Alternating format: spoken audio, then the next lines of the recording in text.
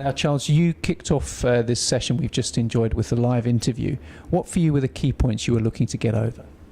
It was very interesting to be able to put over that the training schemes that are in place at the moment do cover it well, but main thing is that it's training, onboard training and continuous assessment.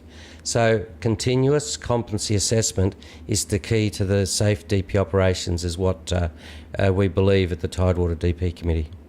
You were keen to dispel some of the common misconceptions concerning certification and competence. Yeah, well, on a whole, we find a lot of people with the Nautical Institute DP certificate are very competent, and we're keen not to see that to be dropped. We need competency assessment to make sure everyone is up to scratch. Now, what came across very strongly in your comments was that you're keen that competence doesn't become overtaken by commercial consideration. Yeah, there's a lot of good training schemes out there. It should, and course notes. It should be more like safety. If we want safe DP operations, then the notes, training aids should be freely available and ready for everyone, every nationality worldwide.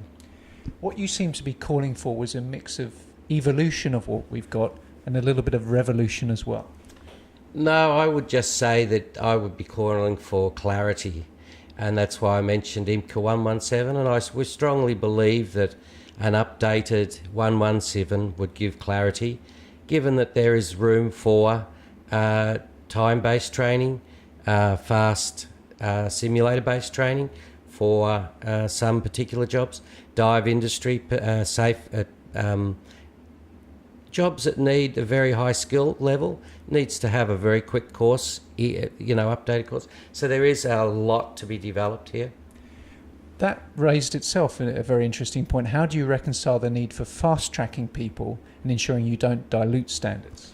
Yeah, not necessarily fast track as in developing certain particular skills. I still see a time-based one as being the main ground of all this. Another key talking point was the need for greater vessel-specific training. Yeah, vessel-specific.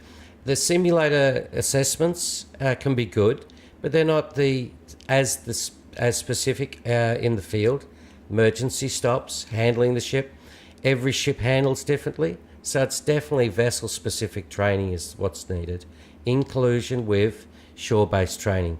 And the magnificent product from SMSC of the visual rigs on board, that is perfect. We've looked at that for nearly a year now. It's something that, if that's not protected, it gives it an option to fix the problem of manual driver training worldwide. Huge product. Charlie, how have you found the European Dynamic Position Conference generally? Very good. I found it's really brought a lot of discussion out, which has been hanging around for quite a while. It's an excellent event, and it's actually, I can see some real good coming out of this as 117 clears this matter up.